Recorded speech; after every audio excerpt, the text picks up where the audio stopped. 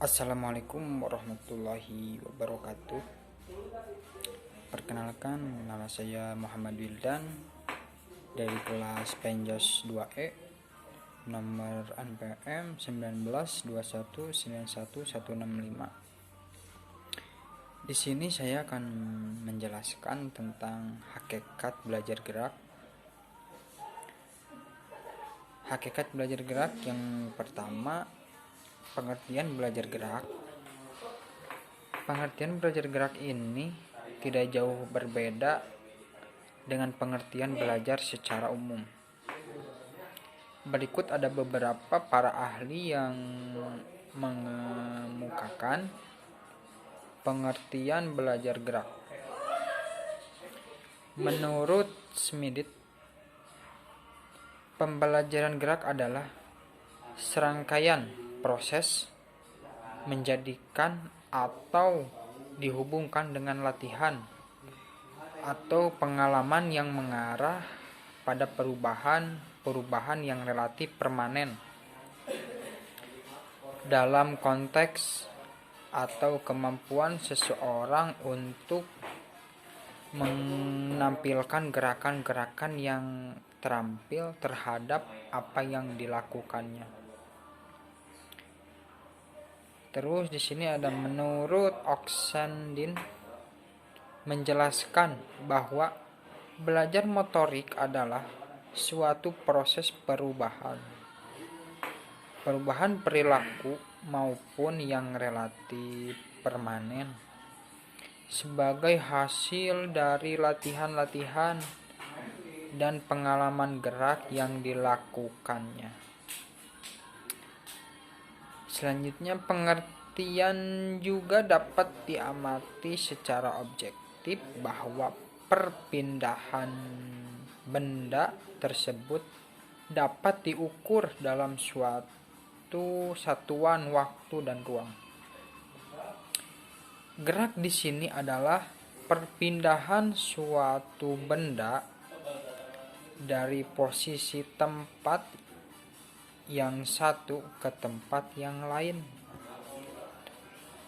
Dapat diamati secara objektif, itu suatu dimensi di mana ruang dan waktu secara fisika.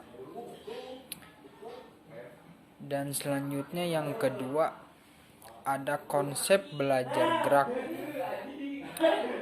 Konsep belajar gerak, di mana konsep belajar ini digolongkan sebagai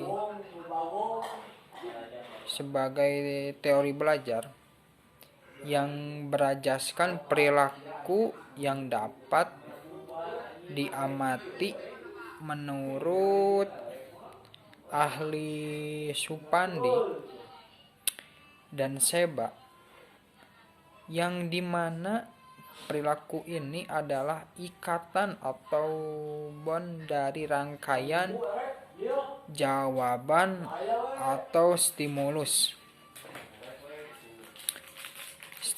respon dari teori belajar stimulus respon. Beberapa macam konsep belajar gerak, yang dimana terdapat gerak lokomotor. Gerak lokomotor ini merupakan gerak memindahkan tubuh dari suatu tempat yang satu ke tempat yang lainnya. Macam-macam gerak lokomotor ini yaitu seperti lari, lompat, loncat, skipping, rolling. Bentuk-bentuk latihan tersebut merupakan gerak lokomotor yang dikembangkan setiap macam gerakan ini yang mengembangkan tema sesuai konsep yang lamban dikaitkan dengan konsep bagian tubuh, konsep ruang. Yang selanjutnya ada gerakan non-lokomotor, yang dimana gerakan lokomotor ini adalah aktivitas yang menggerakkan anggota tubuh pada porosnya dan pelaku tidak pindah tempat. Jadi anggota tubuhnya itu pada porosnya itu tidak berpindah tempat namun bergerak. Bentuk-bentuk non-lokomotor ini yaitu seperti menghindar, meregangkan otot-otot, memutar dan berputar, mengayunkan kaki, bergantung,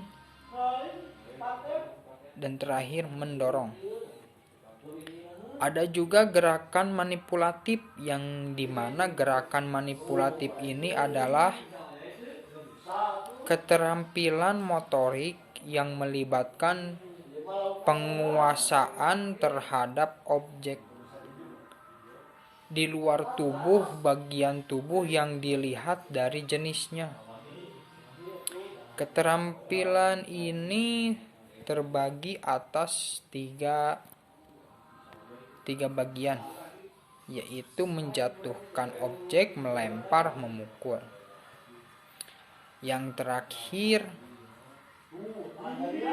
ada ranah gerak. Ranah gerak ini terbagi menjadi beberapa bagian, yaitu seperti kognitif. Ranah kognitif ini adalah ranah yang mencakup kegiatan mental, segala upaya untuk menyangkut aktivitas otak. Jadi ada beberapa ranah kognitif ini memiliki jenis atau aspek yang pertama itu pengetahuan, pemahaman, penerapan, analisis, sintesis, penilaian, dan evaluasi.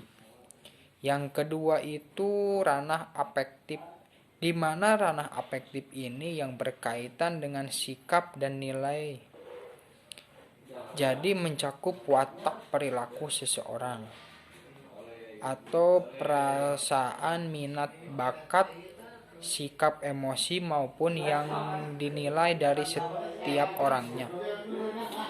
Yang ketiga itu psikomotorik, di mana ranah ini merupakan atau berkaitan dengan keterampilan skill maupun bertindak setelah seseorang itu menerima pengalaman belajar tertentu.